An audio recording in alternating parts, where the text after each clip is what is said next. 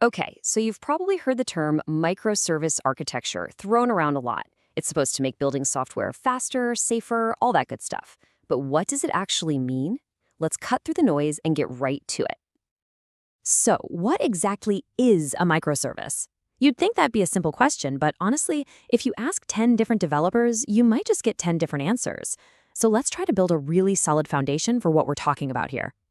Well, here's the thing. There isn't just one single textbook definition that everyone agrees on. It's actually a lot more helpful to look at a few of the common ways people describe the concept. You put them together and you get a much clearer picture. This first one is a really great place to start. The two key words here are small and autonomous. Think of them like a bunch of independent little machines. Each one has its one specific job, but they're all designed to communicate and cooperate to make a bigger application work. All right, now this next one adds a couple of really important layers. Loosely coupled, that's just a fancy way of saying the services aren't all tangled up with each other. You can change one without breaking all the others. And bounded contexts, that's a huge idea. It's kind of like departments in a company. Sales does its thing, accounting does its thing, and they talk through very specific channels, but they don't mess with each other's internal work. Every service has its own clear boundary. So, if you kind of zoom out and look at both of those definitions, you start to see a pattern, right? We're talking about services that are independent, they have a very specific and limited job to do, and they're built from the ground up to talk to and work with other services. These are really the pillars of the whole philosophy. So that's the theory, but what does this actually look like in the real world? If you were to pop the hood on a system built this way, these are the common traits you'd probably find. Now, this list is super interesting because you can see how all these points really feed into each other. Because they're small and have those clear boundaries we talked about, different teams can work on them autonomously. And that autonomy, well, that leads to their real superpower. They can be deployed independently. You don't have to do this massive, super risky release of the entire system at once. And it's all held together by automation and not having a single central point of control. And that leads us to what is, honestly, probably the biggest idea in all of this. Even though micro is right there in the name, the real game changer isn't about how small the services are. It's all about independence, which leads to replaceability. Yeah, and this quote just nails that shift in thinking. For years and years, the goal was to build this giant, sturdy system that we could just maintain forever. Microservices basically flips that whole idea on its head. The goal now is to build pieces that are so independent that you can, well, just replace them. Think about it.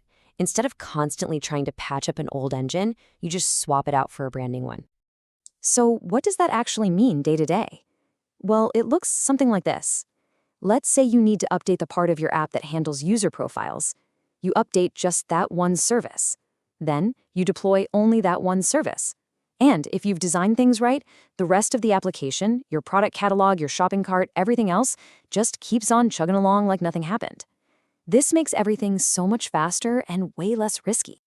So if you're starting to think, this sounds less like a strict technical blueprint and more like a philosophy, then you are 100% correct. The whole point isn't to check off a bunch of boxes so you can call your system microservices. It's about achieving very specific goals. Look, it's so easy to get hung up on the wrong question, right? To ask, is what I'm building a true microservice architecture? But a much, much better question to ask is this. Is my architecture helping my team ship changes faster and more safely? It's all about the result, not what you call it.